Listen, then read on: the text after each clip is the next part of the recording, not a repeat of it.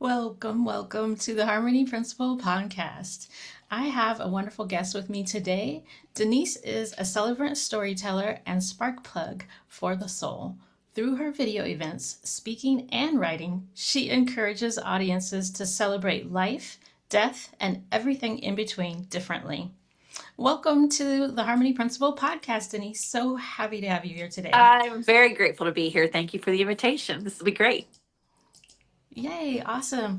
I'm so excited to dig into all the juicy details with you about this surprise party that we've been invited to. I'd love you to share more about your heart and soul behind this mission that you're following and what brought you here to where Well, you're at today in life. about 18 years ago, my oldest daughter was diagnosed with leukemia when she was 12. And honestly, from the day of her diagnosis, I call it internal wisdom. I don't know if it's the Holy Spirit, God, a guardian angel, but there's been a voice that has that guided me through her 3-year journey with leukemia, that guided me after she party hopped. So the name of my company is Surprise Invite because I promote that life's a surprise party, and if we show up for it and are able to receive and be grateful for all the gifts, no matter how they come wrapped, that's what I have found the best, most peaceful, joyful way to experience life versus hosting a pity party or masquerading or sleepwalking through life, which is what I call the slumber party. So it is a metaphor that I live by. And I encourage that it's not party over with the last breath, it's party over for the body, but the spirit party hops on to the next surprise venue because none of us really knows what awaits on the other side of that last breath. And I'm on a mission to change the conversation, expectation, and experience around death and dying. It's one of the most painful parts of our life, and it's a given. And when we normalize the conversation, we talk about it more readily and we get more comfortable with it. And then we're prepared a little bit more when the time comes. Awesome, awesome. I love that perspective you have about party hopping through life. Um, and it's so sad to think of the people that are sleepwalking through life. We don't want to do that one. So, how did you come to this terminology and this framework of how you view our experience? I think because on the day of, so she woke up with leg pain, Janae, early one morning. We had no indicators that she was sick or as sick as she was. And by 1 o'clock that afternoon, we had a leukemia diagnosis. And as I was out in the hallway processing how our lives were getting ready to change and what, the unexpected and the unknown future may hold, I heard that voice say the only way we're going to make it was to find one good thing and cling to it, no matter how much it's surrounded by bad. And they say you're motivated by inspiration or desperation. If that was the only way that she was going to make it or we were going to make it, I was pretty desperate to figure out how I found the good when it was surrounded by bad because I'd been a perfectionist my whole life. So I found the one bad thing when it was surrounded by good. So Janae and I worked for 3 years on strengthening our gratitude muscles, and she didn't want people to be sad or worried when her last breath was, coming near. And we had such strong gratitude muscles then that initially it was show up for the surprise party, don't host a pity party. And then over time, life kept adding experiences for me to see that there were more than just the surprise party and pity party, that there was a masquerade party and a slumber party. And it's so easy to slip into one of those. And so, what is it that we can do that keeps us consciously living throughout the day? That if we find ourselves in the pity or slumber or masquerade party, that we party hop out of there and get back into alignment with acknowledging that the surprise present can be wrapped in pain, but there's still a gift within it, and more focused on that. And she used that for your good and for the good of the collective, and to show people what's possible when you're handed something that you didn't want, but you can find a way to be grateful for it instead. Yeah, that's nice being able to find those things in our life. And I love that you mentioned how you all worked on your gratitude muscle. Would you like to share some of the ways that you did that with the Sure. audience? I mean, the obvious one, or maybe, lots of people keep gratitude journals, and maybe it's to write 5 things you're grateful for in the day. Initially, when we started that practice, um, we were doing it at the end of the day and writing 5 things in the journal at the end of the day. And they became monotonous. We were like, grateful for doctors, grateful for our faith, grateful for family. And I don't even remember where the source was or where it came from that we switched. I tell people like in a metaphor of working out, that was like a 1 pound dumbbell. We weren't really strengthening our muscle by doing that at the end of the day and it being monotonous or the same thing. It really wasn't giving us what I felt like we wanted it to. So we started doing gratitude journals in the morning. Um, and at least 3 of those things got to be something that we had never given thanks for before, which really increased the the opportunity. I don't use the word challenge. I'm so into words, the power of words, the DNA that they carry, and so we would look for things that we had not given thanks for before. And to this day, I think one of my strongest examples, although there have been many, is it was a tough day at the hospital for her. I remember we were getting reports that weren't good. And we were doing our gratitude, and she had that morning, I don't even remember that she was crying or upset, but she commented about she couldn't wait for her eyelashes and eyebrows to come back in. And a lot of times you think of a cancer patient losing their hair, but you don't think of them losing all the facial hair. So her eyelashes and eyebrows were gone. And that was the first time that I had given thanks for my eyelashes. And I remember it was such a boost because it felt like there's a game here to play, and how many more things can I find that I've overlooked or never given thanks for before. And to this day, like I said, it's 18 years later, when I put mascara on, I'm remembering to be grateful for this tiny little miracle, that keeps things out of my eyes. I don't know, that enhances your facial beauty, whatever it is. I'm cognizant of something that a lot of people probably aren't, and it's because of that practice that we had. And then another thing that we did was to turn our have tos into get tos. And my license plate now says I get to encourage that what you feel burdened by or like you have to do, there's a gift in that too. And to figure out what it is that you get to experience because of that. And my strongest example there is that Janae wanted to be cremated. And when we were going to bury her ashes, and I was feeling the natural emotion and grief that a mother would feel, I was thinking I have to bury my baby. But we had learned, I mean, there's a filter for me that catches if you said have to, if I read have to, if I heard have to on a podcast or at an event, like I'm constantly catching it and finding the get to in it. And so as I was thinking I have to bury my baby today, I said a prayer. I know there's a get to, but I can't find it. Please help me find it. And that internal wisdom responded right away with the answer of only one woman in the entire world, one woman got to be Janae's mom. And she's the one that gets to release her into whatever comes next. And so, beyond human understanding, I briefly mentioned this to you before we hopped on the call. I haven't experienced grief because of how we had learned to increase our gratitude muscle and how authentic that gratitude is, and how much I know love and gratitude prevail. I would not trade getting to let go of her at 15 years of age to have not been the one that was her mom and through her through that journey. I'm not afraid of dying as much as I'm intrigued by it. I live differently than most. I recognize when stress or fear, anger, hurt, and it's taken a while. I haven't perfected it. And I recognize when those guests come in and I acknowledge that they're there. I feel what it is that I get to feel with them.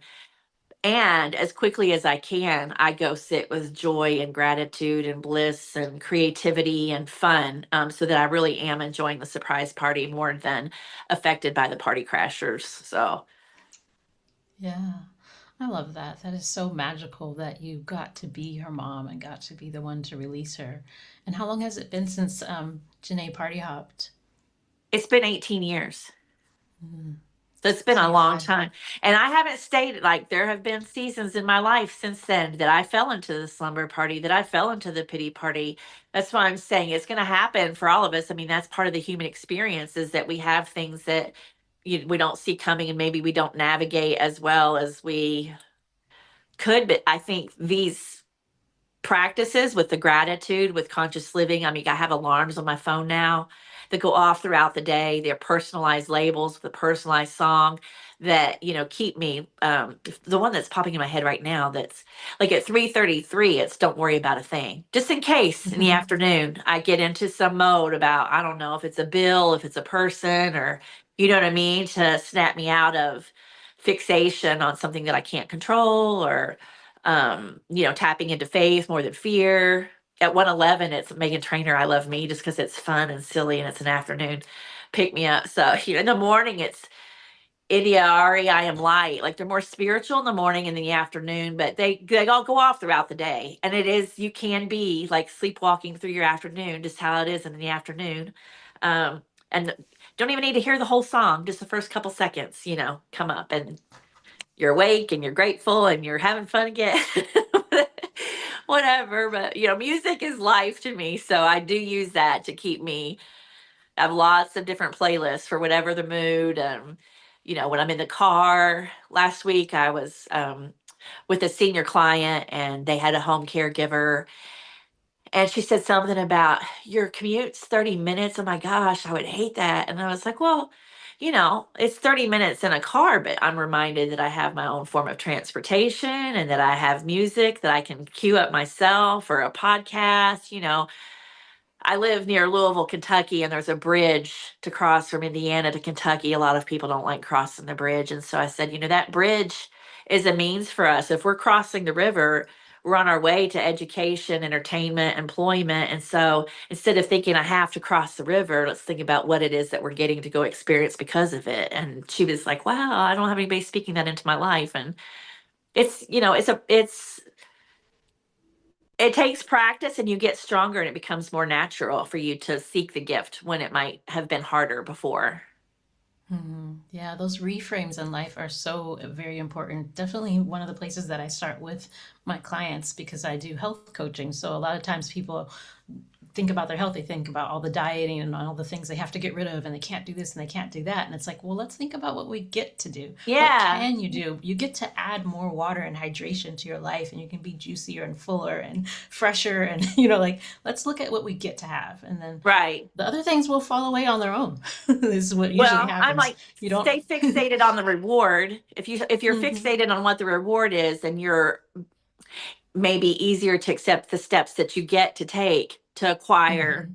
that, that you're Exactly. wanting to have. So, Yeah, for that one, we talk about those 6 levels below your why. Like, what's your why? And why is your why your why?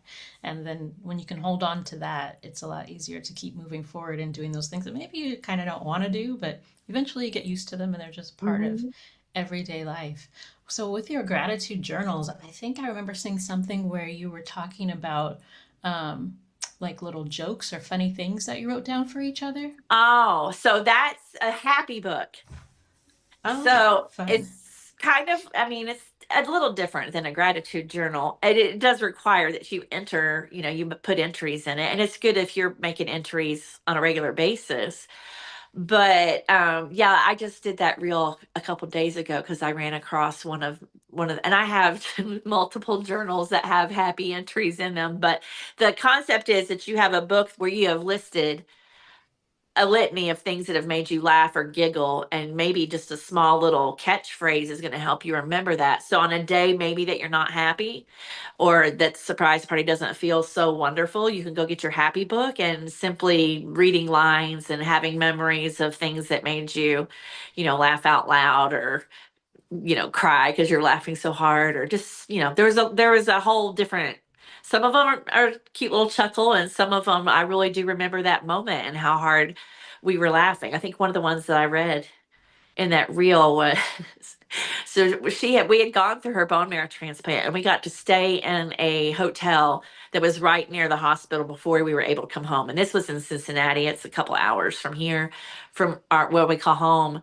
And we did a lot of movie watching, and we were watching a movie, and I had dozed off, and I don't know how long she was there waiting for me to open my eyes, because she wasn't trying to wake me up or say anything.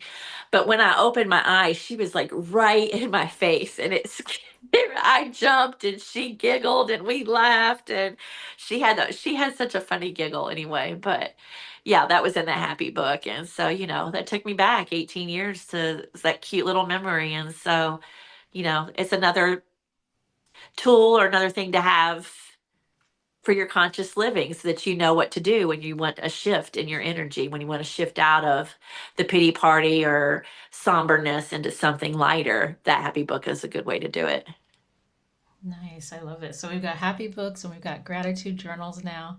Have tos into get Folks, you tos. I have a whole turning have tos into get tos, I mean, kindergartners. I remember I was going into like little schools, and they would be like, they get to eat their vegetables because they're kids that don't have food, or they get to make their bed. There's no example too big or too small for turning the have to into get to. And that, because of that power of that word exchange, I have several words that I have eliminated from my vocabulary and replaced them with a higher energy word. So, another example would be, people say, "Oh, I've been so busy. We've been so busy." Or, busy isn't something that makes you feel energized. At least I don't think it's more like a draining, right, burdensome word. So I offer that if people say busy, I just think I've been active. Like active reminds me that I'm vertical, I'm breathing on my own. There are people that want to be engaged in conversation with me or utilize my services. So active is good. I want to be active. I would, my business active, my personal life active. So active is a whole lot of a different thing than busy. And spending. People say I spend. That's like not a conscious. If we're talking about conscious living and activating what brings you into full awareness of what you're experiencing and the gratitude for that, or the love in that, or the peace for that. Um, what, oh, shoot, I lost it. The word yeah, spending. Oh, spending. um, So don't spend, invest. I ask myself if yeah. I'm investing my time, investing my energy, like, I'm not spending time, spending money. If it's an investment, then it's a yes for me. And that keeps me more conscious and in the surprise party. Sometimes it's eliminating a word. I think a lot of us, or the majority, have probably heard that if you say but, you're basically canceling out everything you just said and emphasizing. So I'll say and so that everything that I'm saying has merit. But what I say after and what I say after really has the emphasis. Just is a recent one that I have eliminated because just minimizes. If I say I just wanted to call and check in on you, that minimizes that I wanted to call and check in on you, so I'm not using the word just much. If I say just meaning time, I just did something time wise, that's different. But not to minimize when you're doing something with the word just, that you just wanted to do it, is another good one. And then I think the most recent, because it all keeps evolving, what I eliminate or what I replace it with. And the recent one, I'm not saying them or they in regards to, yeah, I don't do the labels like political, religious. I am who I am. And some of us, so if I were pointing towards a party or a group that's segregated or known as this or that, I don't say they, I say some of us, because it keeps me conscious of our oneness and our wholeness and no division. Like we are one body. So if you say them or they, it separates, versus if you say some of us, then there's that inclusion. I love that one. That's definitely a new one. Some of us versus them and they, because there's so much going on in this world right now that's just very, very divisive, and it's very Yes, frustrating. So anything that can bring us closer together and remind us that we are all humans, we're right, all one type of being. We're all together in this, and just doing the best we can at this surprise party. Which maybe you can right. explain a bit more for the audience that has never come across you before. What do you mean by surprise party? What is the surprise party? Life and the present that we're in, that is and has a surprise gift in it. So I feel like everything is, whether it's divinely appointed or it was already set. Like there's a book called Sacred Contracts that I believe as true, or I embrace as well. You know, there's an unknowing. We can't really prove anything. So if I'm open to all of it as a possibility and it doesn't disrupt my peace by considering this, that, or the other, then I'm able to roll with the surprises or be grateful for the surprises, know what I can control and what I can't. And with what's going on in the world and people, like, every word, thought, action matters to the collective. And if we say people suck or that we're getting the world, the state of the world, or as far back as time, there has been uh division. Mhm. I mean, that for me to contribute to the collective and to contribute to the peace, am I going to solve? There's only so much, I can do. And I can do more when I'm more focused on my being and my energy and how I contribute the love when there's so much that is fear.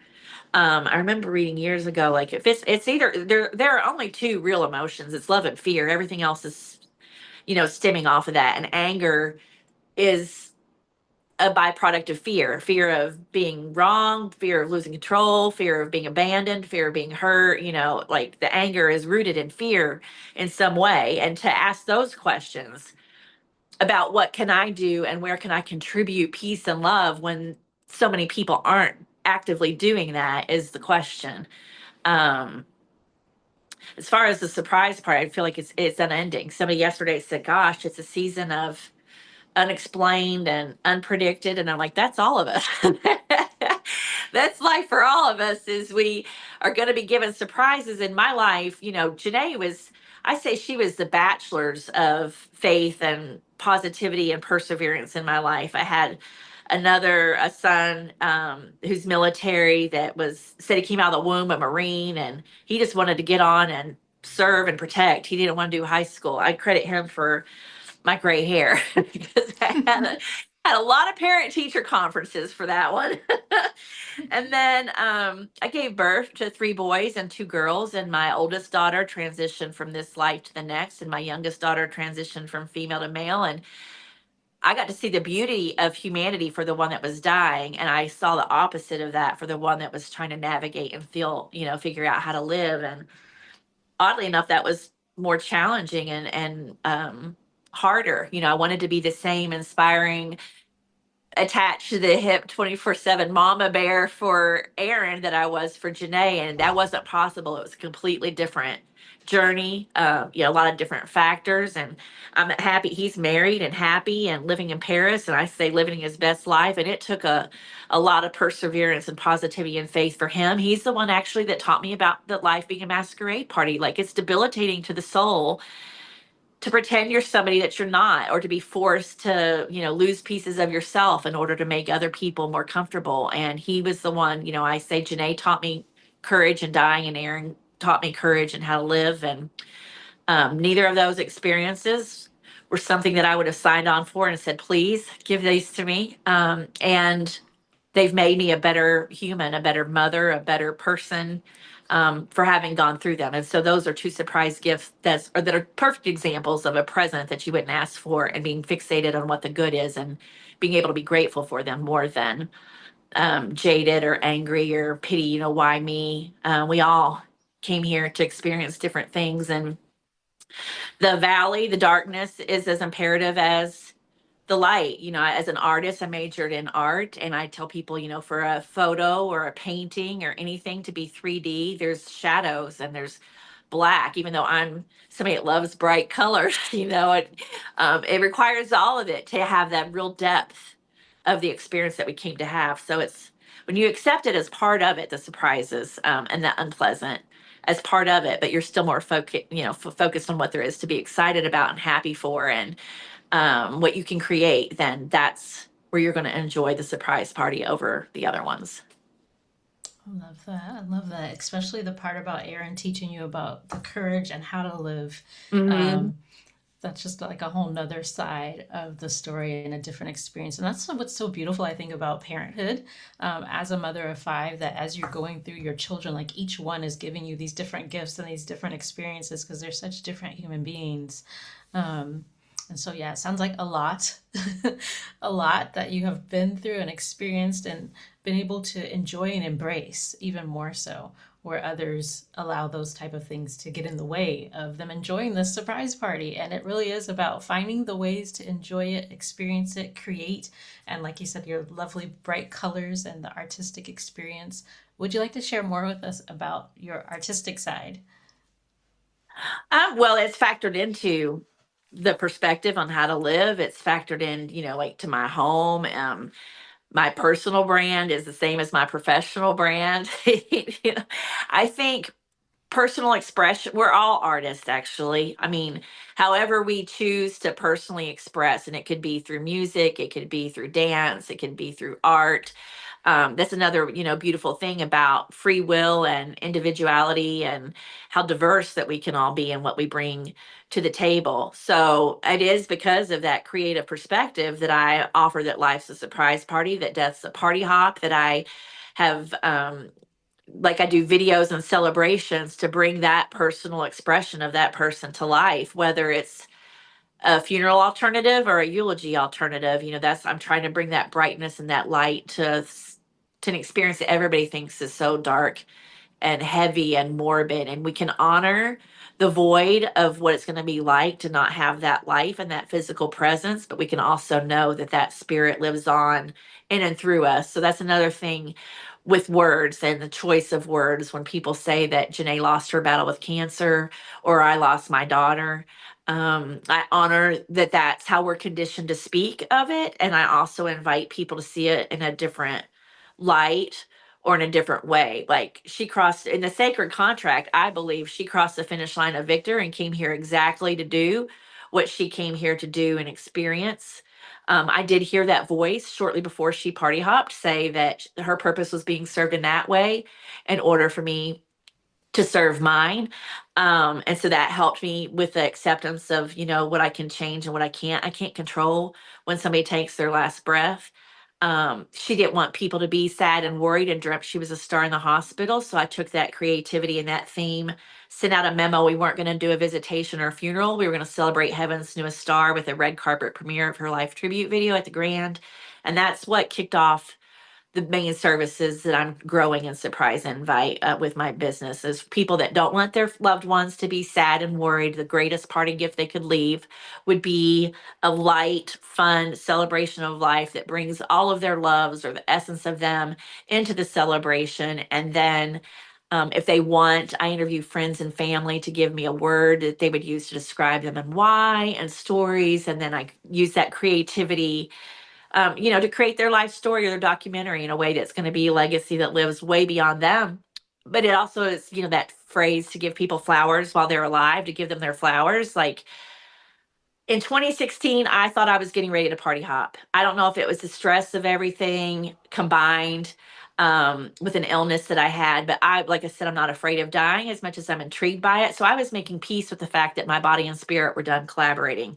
And I didn't want my boys to be in a visitation line for hours hearing, "I'm sorry for your loss." So I started going into, if I want a celebration like what I created for Janae, what would that look like, and who's going to, do it so that my boys aren't stuck planning. Because a lot of people say they want a party and not a funeral, but they don't plan it. Then they pass, and the family's like booking the caterer and music and the venue, and it's all on them when they have these emotions to deal with to try to celebrate mom. Or, I say plan it yourself.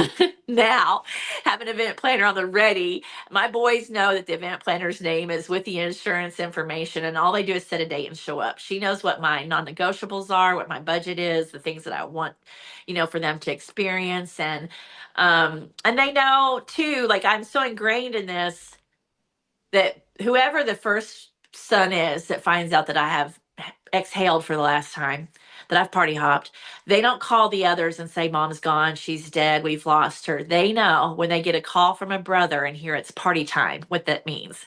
Because I've so promoted this party gift that I'm leaving for them, which is a surprise party. They know nothing about it. And so even the language in that is, centered on the party.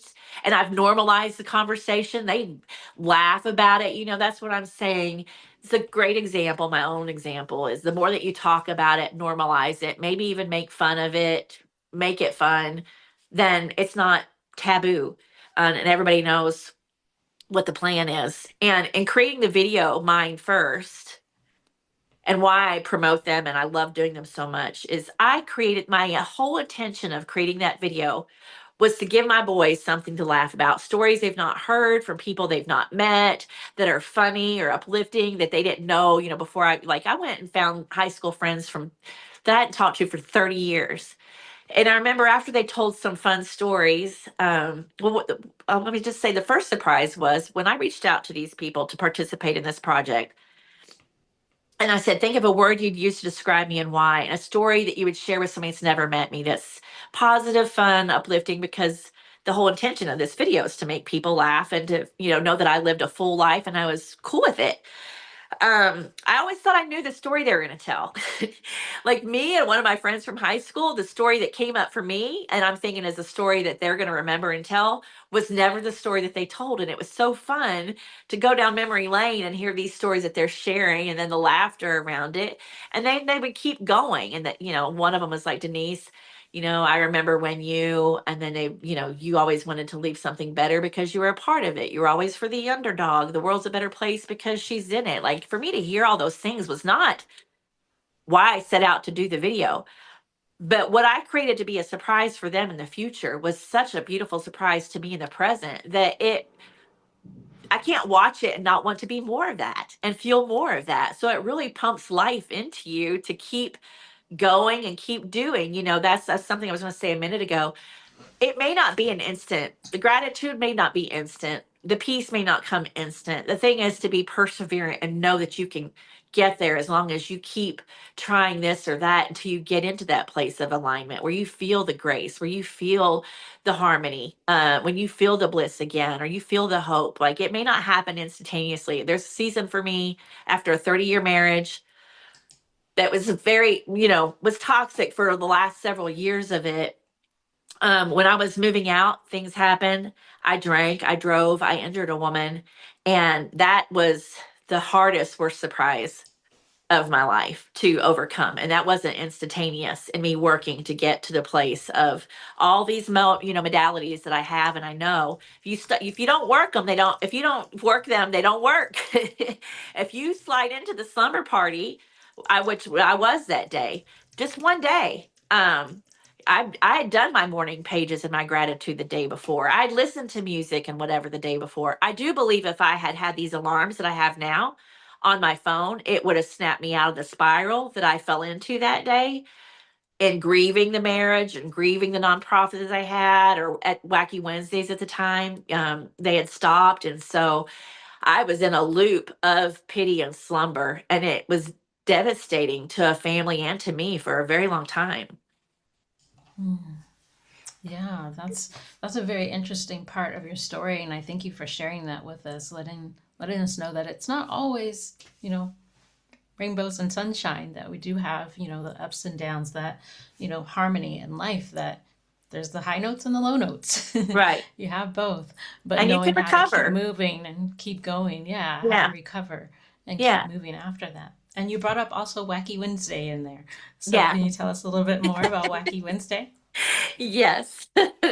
So, Janae had gone through 2.5 years of chemo and relapse and then a bone marrow transplant. And we were, like I said, at Cincinnati recovering from her bone marrow transplant. We were still in the hospital. We were still inpatient.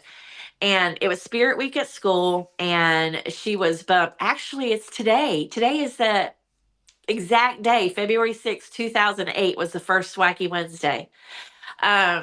She was missing Spirit Week at school, bummed that she wasn't there for Wacky Wednesday. I blurted out we could get wacky wherever we are. Like, you can dress me wacky, I'll dress you wacky, and we'll have our own Wacky Wednesday. And she lit up like a Christmas tree just at the thought of it. I mean, we hadn't even done anything yet. And all we had then was like my makeup bag and a little thing of temporary tattoos. We didn't have all the things that have become Wacky Wednesday now. But on that day, she blacked out one of my teeth. She gave me a unibrow and a silly little, birthmark on my face, and silly ponytails, mismatched earrings, clothes that didn't go together.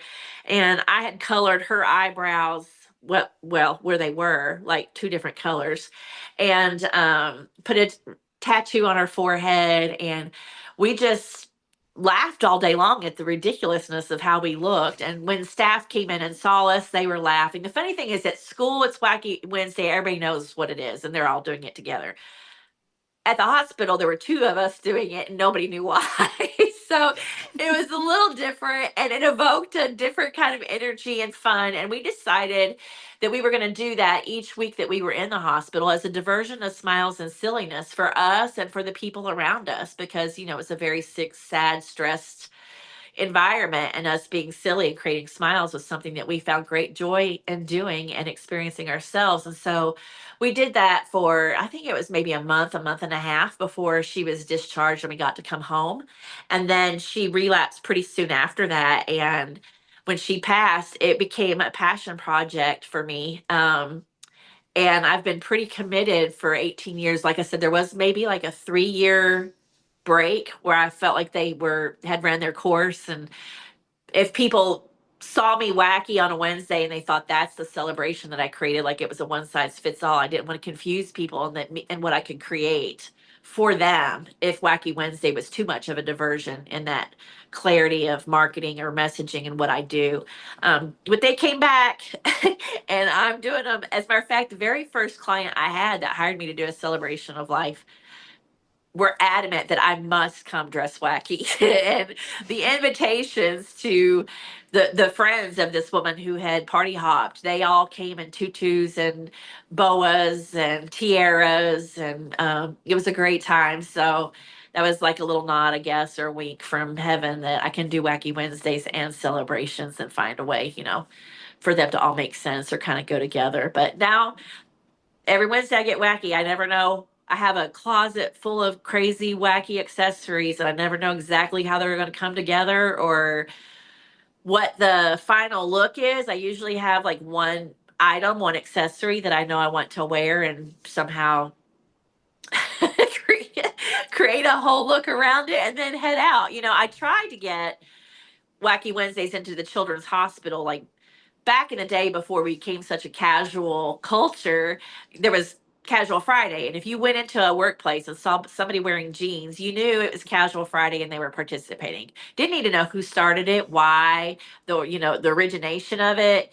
Just that we were being casual on Friday, and I'd had a hope to have that in the hospitals where staff and family and anybody that wanted to be wacky on Wednesday, it was that diversion that we had experienced. And my experience in trying to get that into the local hospital was a lot like the Patch Adams movie, where the medical world just felt like you've got to be serious and it was offensive to be in a sick place making light of life or whatever. And so always say that I guess maybe Janae dared me. Parties are more fun with games, and life's favorite game to play with me is Truth or Dare, because I'm crazy enough to take the dare and find a new truth. And so I feel like the dare came for me to do Wacky Wednesdays anywhere, because I had said to her, we can get wacky wherever we are. And so I do get wacky. I've had job interviews, and both of them that I think of. I had the job interview. If it was Wednesday, I showed up wacky. My job, them not knowing anything about what the heck that is. I mean, obviously, I share it in the interview, but I have flown. I've gone through TSA wacky several times. It could be a doctor's appointment, a business event. If it's Wednesday, then I accept the dare to be wacky and do it. So it's been quite a ride. It's been quite an experience. You talk about a surprise party. It's never the same day. The Wednesdays are always, you never know when somebody's going to love the wacky and when somebody is going to be very resistant to the wacky. Yeah, it's a fun way to live, and it's probably my favorite day of the week. Oh, fun. We all should join Definitely in my some best hair Wacky day. Wednesdays. I always wear a wig on Wednesday, so I say it's my best hair day. Yeah. It's like I can just be like Love a it. child, whatever I feel, whatever it is, whatever makeup or whatever. It's like I have permission to do it, and it works. Yes, that's what I love, that whole trend that was going around for a while. I don't know if they're still doing it, but like on Instagram and things when they're like, oh, just remembered I have free will. And then they just go do something random like sleeping in their closet while reading a book and having milk and cookies. It's like, yeah, like why do we give ourselves all these rules and things that we have to do? We have free will. Just have fun and Yeah. enjoy this Just welcome experience, the people. wonder. Yeah. Oh, I say all the time, I'm an 8-year-old in a 58-year-old body. I don't, I adult when it's required. then, Exactly, then exactly. I make my own rules, like, Yeah. or not even, just throw them out the door. Yeah, I was saying how sad it is that the kids are older now because they're all teenagers or adults, and I can't get anybody to build a fort with me in the living room. I'm like, I guess I'll just have to build one for myself. There you go. There you go. Igloo out in the snow, whatever. Yeah. Yeah. Yeah, I, yeah. I think that playfulness is it's important, I think, for our health, across the board to be like a child every now and then and free, just whatever the Mhm. fun is or whatever the rest or relaxation needs are. It's definitely important to add that playfulness and that fun into your life. I remember I had one client that we were talking about how can you add fun into your life? Like, what can you do that's playful, or what are you already doing? And she was thinking and thinking for a long time. She like couldn't come up with anything. Then all of a sudden, it's like this light bulb went off. She goes, "I have a playground in my backyard. I can go outside and swing every day." I'm like, "Yes, you can." Like, why did you stop? Who Right. doesn't love a good swing? It's right. It's So funny. just My nighttime ritual is like a kid. I have like a Northern Lights night light, and I turn on my white noise like thunder. Oh, and my little unicorn that I snuggle with. I love Whatever. it. I don't know. Whatever gives you peace and brings you joy, do it. Exactly, exactly. It definitely brightens up life. It brightens up the experience and it brightens up others around you when you're full of joy and laughter and excitement. And I just think that's like the best gift that we can give back to others is our own joy and peace and happiness and love. So cultivating that and, protecting it even is very important. Yes. And I was Yes. listening to you sharing about what you do and how you help people create these surprise parties. And I'd just love to know a little bit more. Can you give us a little bit more details? Let's say somebody out there is like, hey, that sounds like a really great idea. I don't know where to start. What should I do? I want Oh, to have a surprise party for my family. yeah. I look just like you do any other party. Sit down and figure out what the theme might be, or create a playlist of whatever the message or the intention or your style of music is. If you want food, if an open bar is a thing for you, like it's like any other party. I mean, really, you plan it like that. If it's a culmination of your life, what is the experience that you want people to have? It's really not about the food or drink or whatever as much as it is the experience, and what would that look like for you? And I say this all the time. I mean, I may have spoiled the surprise if they watch. Your kids probably don't watch your podcasts, or you know what I mean? I don't know. I don't think they listen to any of these. If they do, it'll still be fun. But like my non-negotiables, just because I'm fun and playful, and it won't make sense, but my non-negotiables with my event planner, she knows I want stilt walkers in the parking lot, a tribal drum ceremony when you enter, and aerial ribbon dancers. And it's just because they all bring me joy, and maybe they will them too. And I can just see my oldest roll his eyes when he takes in the spectacle, and he'll be like, "Oh Jesus, she's still here," which I get a kick out of. That I'm going to get the last eye roll or the last Jesus. How is she my mother? As because more of his friends will show up probably. I don't know if I'm in my 80s, how many friends do I have if I live that long? You know what I mean? Like a lot of times you go to the funeral of somebody you never met, it's because you knew the spouse or the child or a family member. So I imagine a lot of people that come to this celebration will be my boys' friends, and they will have never met me, and they'll see that video and they'll see these crazy things, which will be my nod that I lived a full life and was, I planned for this. I wanted you guys to have an amazing day today. And that in the deeper context shows people that I wasn't afraid to think about it, to plan it. Like it was the most fun party to plan. I mean, I have a bigger budget for that party than any party I have in my lifetime, thanks to life insurance, and just to go out with a bang. Which, as I say that, I mean, I'm extreme in everything. I'm a little extra in everything. When they were little, we had a farm, and we had this the kids just watched, they didn't participate, but my husband and my father-in-law and me, and I think a brother-in-law, we had clay pigeons and we had this shooting contest. And it was like Annie Oakley took over my body. I hit every it made me just about to hit the dirt and I would get it. I mean, I feel like I could have closed my eyes and shot over my shoulder and I was going to hit those clay pigeons. It was hysterical. And so because the guys couldn't believe it. They're all hunters. Here I don't hunt, and I'm out there slaying the clay pigeons and winning this contest. And so I told the boys that unless something changes, I will want to be cremated, and my cremains will be put into clay pigeons, ammunition, and fireworks, and they will go have a shoot off. It'll be done. Two of my boys are like, Going that out sounds with a about bang like you. for Well, it's all in, and it's not in a not my parents are like, how is she our daughter? They feel like the babies got switched in the nursery because they're very traditional and aren't sure that that's not disrespectful. In my relationship with God and the Creator, it's exactly how it's not a surprise that I would do these things or want to make that kind of impact or difference by saying there's another possibility. And back to the free will, and the rules. Like if you want to have a surprise party that is your parting gift for your family and you create something that's like you in the personality and theme of it, that's what I say to do. I mean, it could be your favorite color, favorite flowers, just whatever is going to bring you to life when you're not.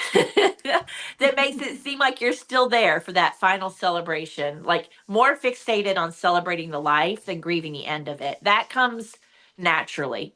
There's going to be a natural mourning and grieving. We don't need to have a visitation and funeral and whatever that fuel the end as much as, away from the fact that a beautiful life was lived.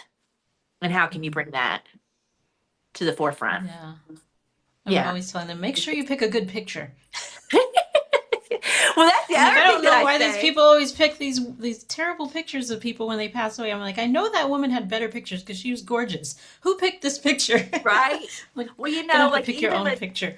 Catherine O'Hara recently, there was a clip of her, it was not even like from a movie or a show. It was just her saying, I Hmm. believe in you and you can do this. I know you can. And, it's like that clip becomes so much more valuable now that she's no longer here to offer that encouragement or that information.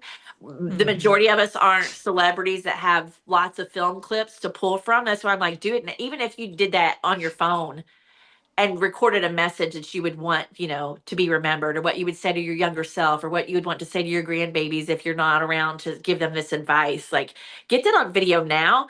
And I say get on video now because you're the youngest now. Like, if I live to be 84, I've got videos of me in my 40s and 50s when I was looking better to give this life advice or, to capture what I want to be shown at the end. So, it can be a lot of fun, and that's what I encourage that we do is have fun with that and add to. It's a Yeah, living project. If I I've always tease mine that if I can figure it out, I'm going to set up something on YouTube where all these videos will start posting each week after I'm uh dead. yeah. So they'll just get new videos all the time, like, hey, this is your Well, grandma, and sorry I you can't know, be there, but I'm going to read you a bedtime story now. And, or just, the way um, technology is, it'll be things will probably be created and make it easier to do that. But I think to think of, we none of us know if we're gonna, if it's today or if it's 3 decades from now. And I think that's not. I think. See, that's another thing that that catch myself. What do you think or do you know? I know it's important to do it now so that when it's needed, it's available. And still, there's a lot of people that love what I do or say that it's unique or it's needed.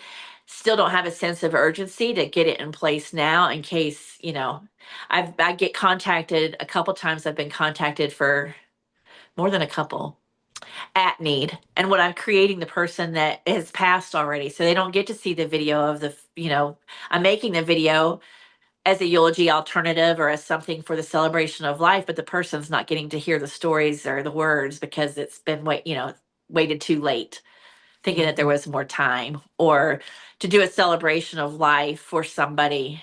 I've done three now, where I didn't know the person. I got to interview the family to kind of get a grasp of the personality of them and what their love was, their hobbies were, to bring that and incorporate that into the celebration. So back to the question on things that you can do, like I've made centerpieces out of one woman. She was an artist, and I don't think she ever went to a store and didn't buy yarn. And so I had clear containers of color, balls of colored yarn. Her paintings were all over the venue that she had personally done. The card that had her a favorite verse of hers had one of her paintings as the card, that they left with. Maybe it's a bookmark with a quote that everybody, whatever that parting gift is, it's a little piece of them. With her, she made glass beads too. She had a studio, so it was easy for me to pull her personality as an artist and a creator into her celebration. And then there was another man that had lots of hobbies, like he did woodworking and he loved jazz and his bourbon. And so I, incorporated, each table had a different theme for as far as the centerpiece that I made of things that he loved, so that you got a grasp of what it was that he loved to do or make. Or um that's something anybody can do when you're thinking of decorations or centerpieces that make it different than flowers or expensive. You can use things in your house that kind of bring their essence and hobbies and loves that they had into the room. Let everybody know a little Nice. bit more about them. Yeah, that sounds very personalized and very intimate and encouraging to be able to be around those things that that person loved once they've party hopped on. So I Yeah. really love this idea and this concept. And I'm so glad that we came across each other over on the OWL app and we're able to be able to communicate and get to know each other a little better and get to have this Same. fun conversation. I'm like, yay. Yeah, no, it's great. It's one of my favorite things to do. So, Yeah, yeah. And for yeah. anyone that's not on the OWL app, please get over there. It's a great place to go to meet all kinds of amazing people. And if you have questions, Denise is on there. You can ask her directly. So Yeah. that's really amazing. It's Um, OWWLL. yeah, we'll have to get your code. Do you have a little code that they can use Oh, for party OWL if they hop. sign up? Oh, Party Party Hop. hop. That's great. So yes, if Yeah, you you get sign up 10 for OWL, bonus use. bucks to make calls, and it's an amazing platform. And now you can text too. So Hmm. you can Yeah, I text love the somebody to text see if they're option. available. Yeah, it's an incredible platform. It's one of my favorites.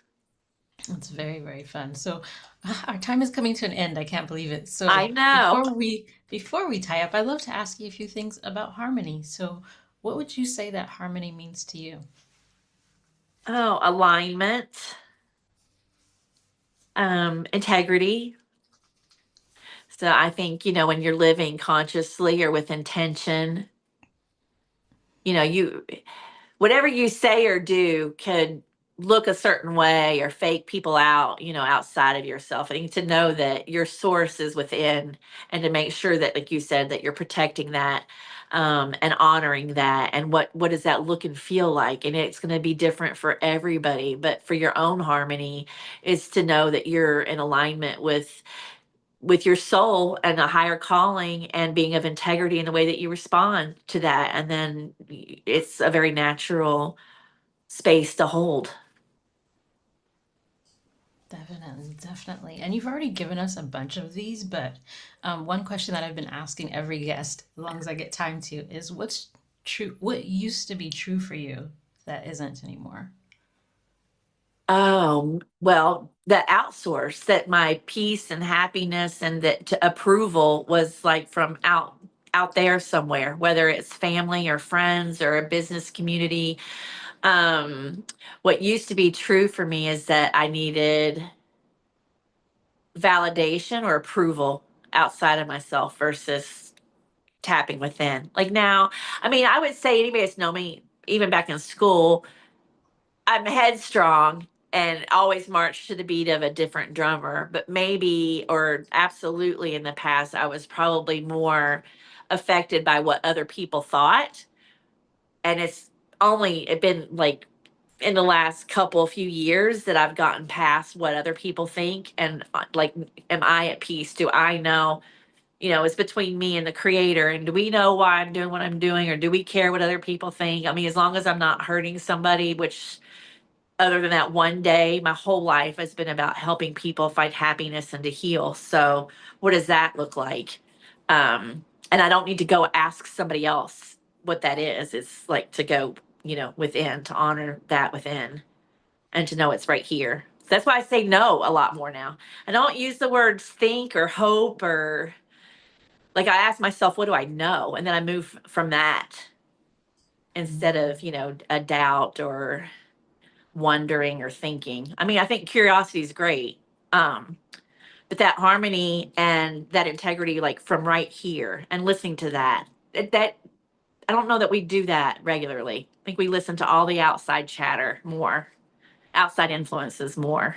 And if you don't need to figure it out, if you're existing and being and trusting, then that's a different life experience. That's when you can actually enjoy the surprise party life.